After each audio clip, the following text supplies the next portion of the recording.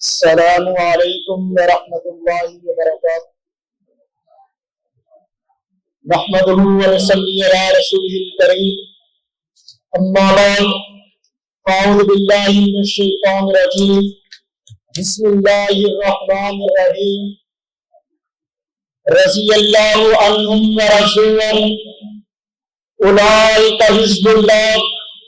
الا ان حزب اللہ هم المفلحون۔ اٹھے مجاہد ہوش میں آتا میرے کلام پیدا کر، اٹھے مجاہد ہوش میں آتا میرے کلام پیدا کر، کیوں پھرتے پھرتے ہوتا ہے ایک جماعت پیدا کر تو بھی ترقی دنیا میں اسباب نجات پیدا کر، قارون کی دولت کو ٹکرا دے سامان کی سخاوت پیدا کر، صحابہ کا دم تو بڑھتا ہے پیشیہ سے کیوں ڈرتا ہے، یا تو صحابہ کا نام نہ لے یا شوق شہادت پیدا کر۔ جامعہ حدیث کے چمکتے چمکتے ستارے، دنیا کا علاج میں سب سے افضل، سب سے اعلیٰ، سب سے اربا، سب سے بلندر رب کائنات نے اگر کسی کو بنایا ہے تو انبیاء اور رسول اللہ کو بنایا ہے، اور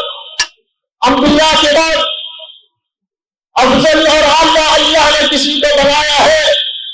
تو وہ جناب محمد الرسول اللہ صلی اللہ علیہ وآلہ وسلم کو بنایا ہے۔ اور حسن عسکری اپنی تفسیر میں لکھتے ہیں کہ جس طرح سارے انبیاء اور سارے رسولوں میں سے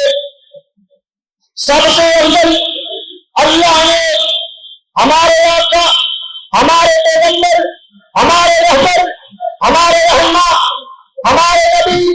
جناب محمد رسول اللہ صلی اللہ علیہ وآلہ وسلم کو بنایا ہے۔ ہمارے نبی سارے انبیاء علیہ الصلوۃ والسلام سے افضل،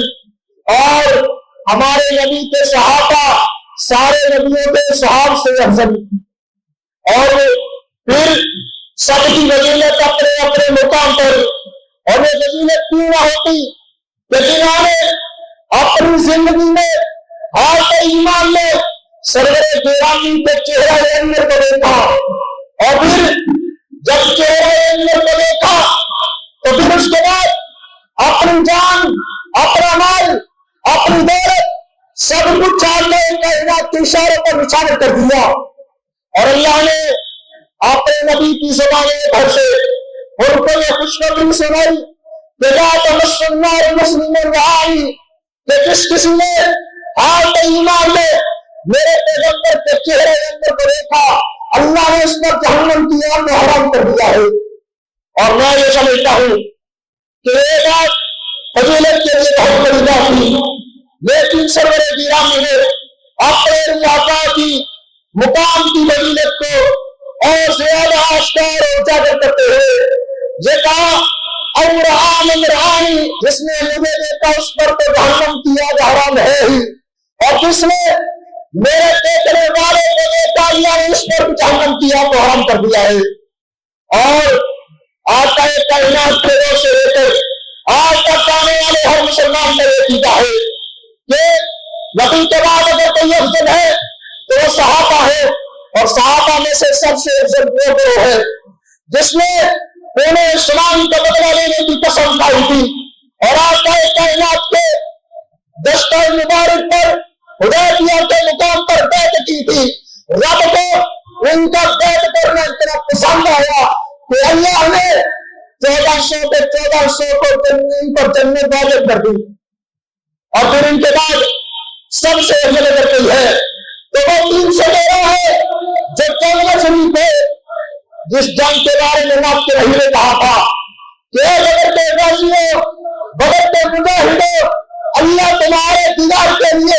عرش معلیٰ سے آسمان دنیا پر اتر آیا ہے، اور اس نے یہ انعام کیا ہے تمہیں دیکھ کر کے کہ اے بدر کے غازیوں، آج کے بعد جو بھی چاہتا ہے کرو، اللہ نے تمہیں جنت لکھ کر کے عطا کر دی ہے۔ اور ان کے بعد پھر سب سے افضل اگر کوئی ہے تو وہ تو صحابہ ہے جن کو شیخ مشہ کے نام پر جانا جاتا ہے، ان میں سے ایک ایک کا نام لے کر کے جنت کی بشارت دی گئی۔ اور ان کے بعد وہ 4 صحابہ جن پہ آقا کائنات کے بعد آقا کی امامت گاہ پر امت کے پائیدار پر آ کر کے کھڑے کیے گئے، اور ان کے بعد سب سے افضل اگر کوئی ہے تو وہ سیدنا صدیق اکبر ہے، جس کے بارے میں سرور بیرام نے کہا تھا کہ اگر میں کسی کو اپنا قریب بناتا تو وہ سیدنا صدیق اکبر کو بناتا۔ اور انشاءاللہ جب تک پہلے حدیث کا ایک فرزند بھی زندہ ہے، صحابہ کا دفاع کرتا رہے گا، اور انشاءاللہ ہم ایسا قانون بنا کر کے جائیں گے تو جس بازار سے بڑھو گے آواز آئے گی صحابہ صحابہ، بے شوق سے نام صحابہ کا، پر چرچا عام صحابہ کا، اگر طلب ہے تجھے جنت کی۔